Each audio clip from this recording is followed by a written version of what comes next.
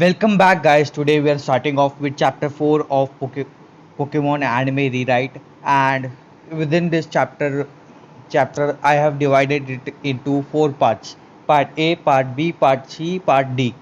Part A would consist of Celadon Battle Festival exclusively, but Part B would consist of Erika's gym battle rematch and Koga's gym battle, and one more Chronicles episode would be added up to the Part B.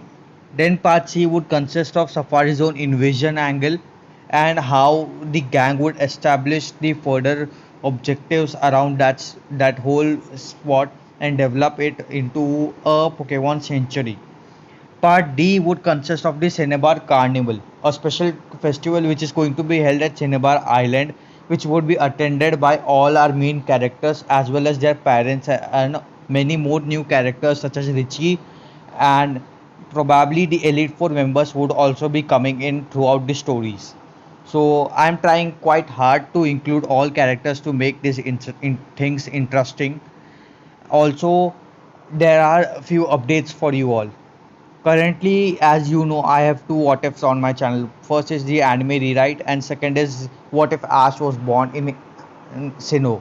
But one more, two more what ifs are currently in the standby, which are what if Ash woke up on time and what if May took gym challenge. And those two are going to be in one single universe. So both the stories would be entangled in those two what ifs. So please support the channel and stay tuned for more upcoming content. So let's begin with Pokemon Fashion Flash. Last time we left off with Ash losing to Erika in his toughest battle till now. While Ash completed his preparation for the battle festival which is to be held in the Celadon city, Brock and Misty spend whole time shopping. Even though they are also participating in the battle festival, they aren't serious as Ash. While Brock and Misty are out, a useless Psyduck follows Misty around all the time. After a while, she drops a Pokeball. Psyduck activates it and captures itself, much to Misty's dismay. Next, Ash and gang arrive at the Caesar Street of Celadon City to meet Suzy, a famous Pokemon groomer who's also a Pokemon breeder. But Team Rocket plans a scheme to steal many Pokemon by opening a grooming shop. In the end, Brock gains a Vulpix while Suzy tells him to look after it as she goes off to learn more about Pokemon breeding just like Brock while traveling around the world. So let's move to the Battle Festival. Now, finally, it's time for the Battle Fest. Before starting with battle and storylines, let me explain the tournament. It has three qualifiers with each qualifier number of Pokemon increase. Like first qualifier would have one, second qualifier would have two, third qualifier would have three. So in all three qualifiers are there, and that would be phase one of the Battle Fest. After phase one, there would be a break, and the other day the Battle Fest would continue with phase two, continuing all quarterfinals, semifinals, and finals. After crossing the qualifiers, there is one quarter final, one semi final, and then the final to end the tournament. But all these battles after the qualifiers are all 6 on 6 battles. Ash, Brock, Misty, Jesse, James, Koga are all participating in the fest. Along with these, three new trainers from the Mewtwo Strikes Back, Cody, Fergus, and Nisha are also there. Well, the Buck Catcher and the AJ, the unbeatable trainer, are returning. So finally, let's begin. Qualifier number 1. Ash faces AJ while Brock and Misty face James and Jesse respectively in one-on-one battles. Brock and Misty pick up easy victories while Ash is on. Ash has called up his Cubone against AJ's Sandslash. After exchange of heavy attacks, Cubone finally beats Sandslash with new learned Night Slash. And this newly learned Night Slash is going to come in help for many future battles as well. Qualifier number 2. Ash faces the Bug Catcher who finally reveals his name as Shinzo, the Samurai. It's a 2v2. Ash again uses his Cubone against Shinzo's Pinsir. He's doing this to grind up Cubone to his current level of skills. since his teams is of much higher level and Cubone hasn't been around for a long time. After Pinsir shockingly takes down Cubone, Ash picks his Pidgeot and Pidgeot sweeps Pinsir, followed by Shinjo's newly evolved Butterfree from the Metapod he had back in the forest to pick up the victory for Ash. Qualifier number 3. Now his now is the big match time. Ash is facing the gym leader of Fuchsia City, Koga. Sadly, even if Ash wins, he ain't getting the soul badge this time.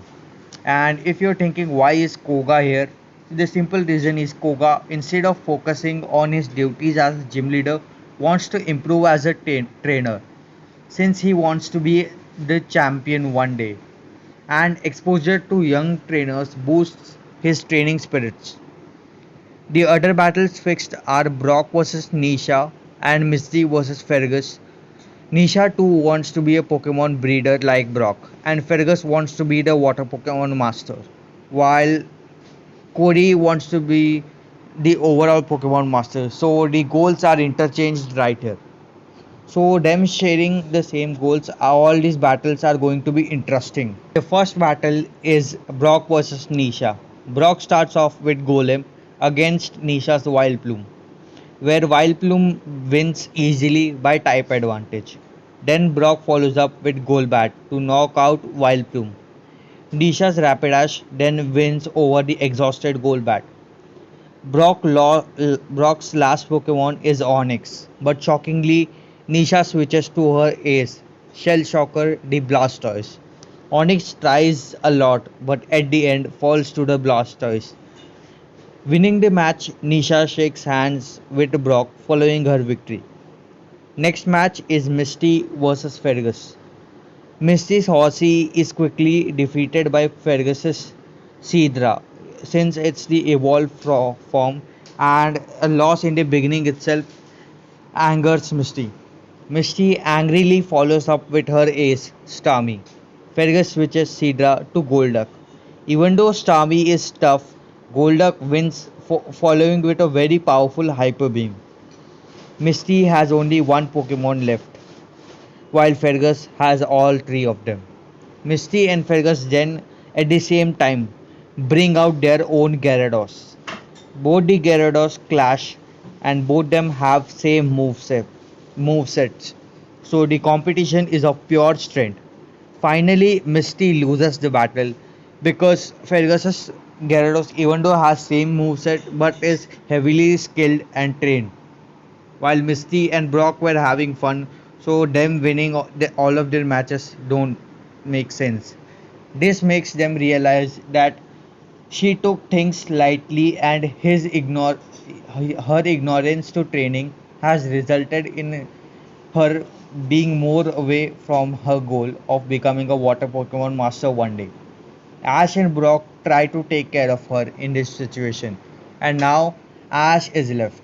But then they are approached by the trio of Cody, Nisha, and Fergus, who look forward to Ash as a serious competition. Ash promises he wouldn't disappoint them in the battlefield. But now it's time for Ash versus Koga. A- and the battle begins with Koga picking Pidgeot against Venomoth. Sorry, Ash picking Pidgeot against Venomoth. Koga's confident Venomoth can handle Pidgeot, but to his shock, Pidgeot sweeps Venomoth easily after few aerial aces and Brave Bird. Then Koga follows up with Weezing taking down Pidgeot with some hard poison type moves.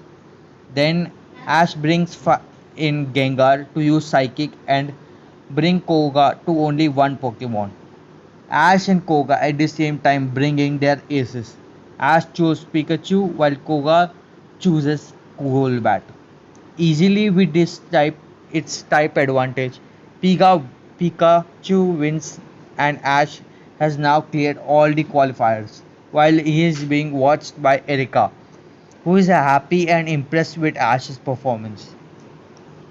There is one day there is one day break between the qualifiers and the quarterfinals. So the gang is chilling out. And then suddenly they are approached by Koga, who praises Ash and asks whether Brock trained him. To which Ash agrees to a certain extent. Since Ash agreed that Brock is his trainer and coach, Koga then challenges Brock to a double battle, and hereby it's revealed that Koga's speciality is double battle, and the battle begins with Brock picking Golbat and Golem, whereas Koga has his Golbat and Venomoth duo on.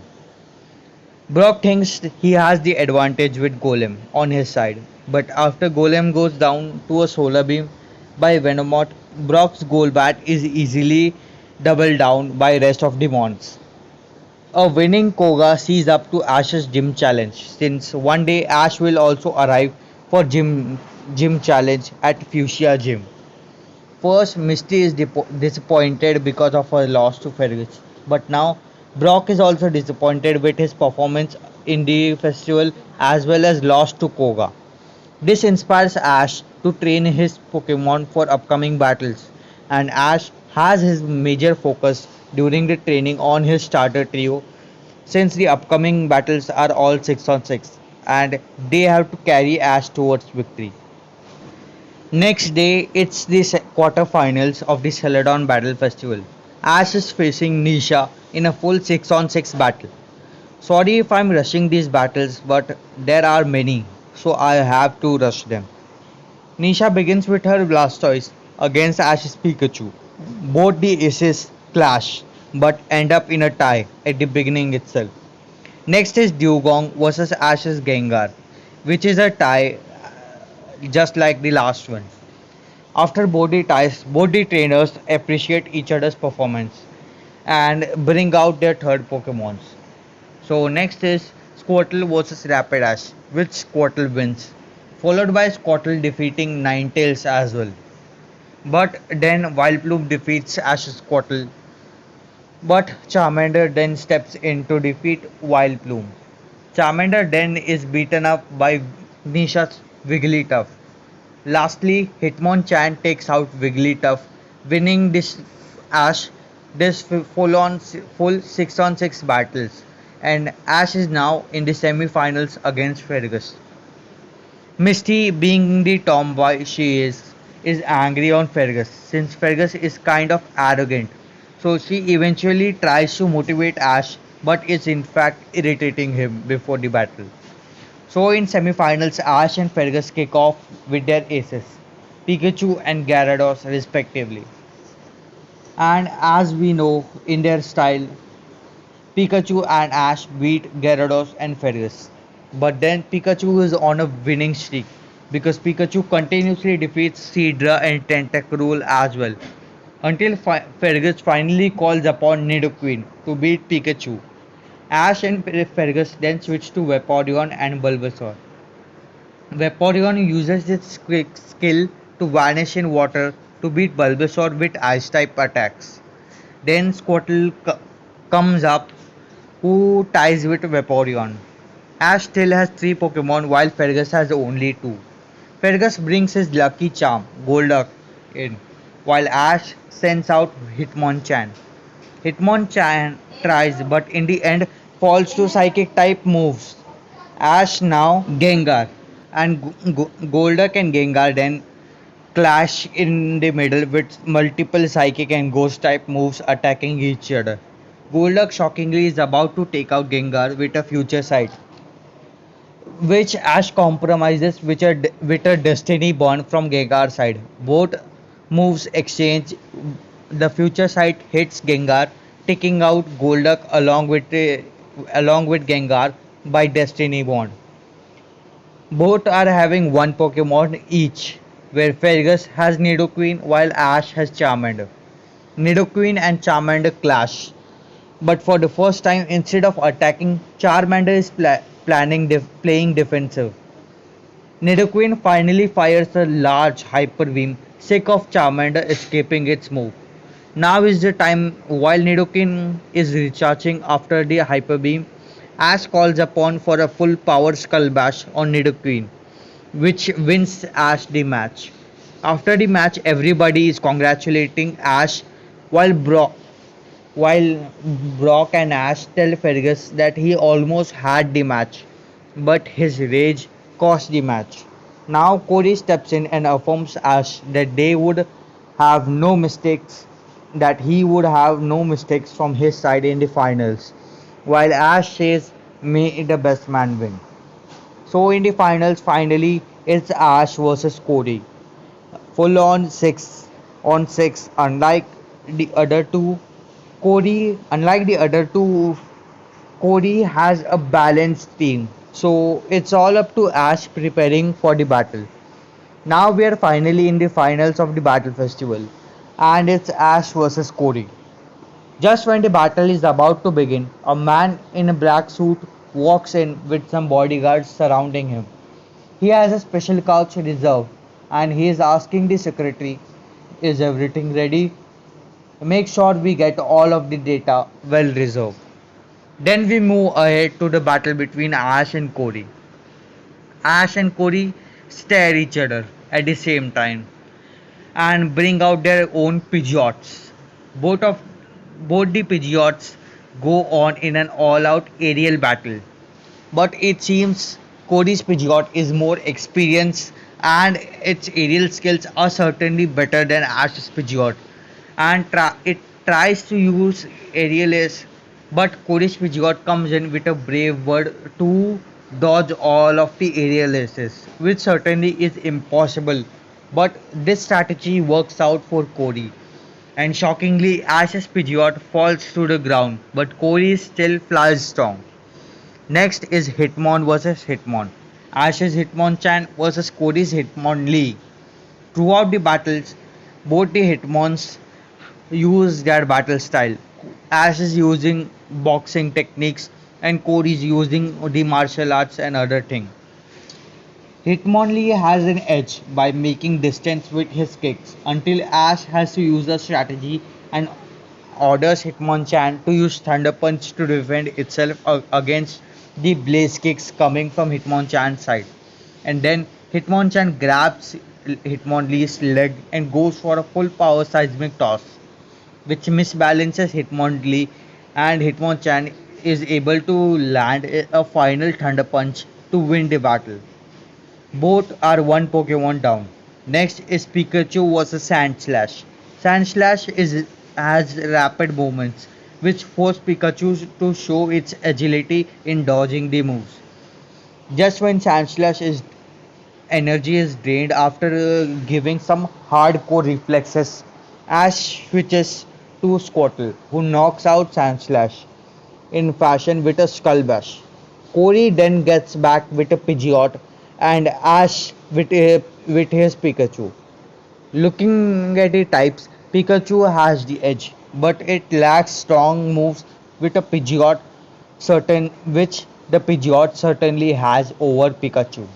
In the end, Pikachu unleashes a full power thunder with all the energy it has to counter Pidgeot's Hyper Beam, but it all ends with a tie. Ash now has four Pokemon left,